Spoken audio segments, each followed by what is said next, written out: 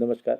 આજરોજ ભારતના ચૂંટણી પંચની સૂચના અન્વયે સમગ્ર જિલ્લામાં જે એસઆઈઆરની કામગીરી પૂર્ણ કરી દેવામાં આવેલી છે અને આજરોજ એસઆઈઆરની કામગીરીના પૂર્ણ થયા બાદ મતદાર યાદીની આખરી પ્રસિદ્ધિ જામનગર જિલ્લા માટે કરી દેવામાં આવેલી છે. જામનગર જિલ્લાની કુલ 5 વિધાનસભા સીટોમાં કુલ 10,85,000 અને 32 મતદારો સાથેની મતદાર યાદી આખરી કરવામાં આવી છે, જેમાં કુલ 5,61,858 પુરુષ મતદારો અને 5,23,161 સ્ત્રી મતદારોનો સમાવેશ થયેલ છે.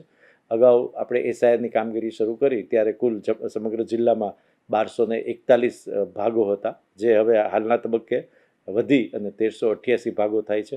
વિશેષમાં જણાવવાનું કે હાલ પ્રસિદ્ધ થયેલી મતદાર યાદીના આખરીકરણ બાદ કોઈ મતદારને પોતાનું નામ મતદાર યાદીમાં નોંધાવવાની જરૂરિયાત ઊભી થાય અથવા મતદાર યાદીમાં પોતાનું નામ નોંધાવવું હોય તો ફોર્મ નંબર 6 સંબંધિત મતદાર નોંધણી અધિકારી પાસે અથવા મદદનીશ મતદાર નોંધણી અધિકારી પાસે રજૂ કરી અને મતદાર યાદીમાં પોતાનું નામ પુનઃ દાખલ કરાવી શકે છે.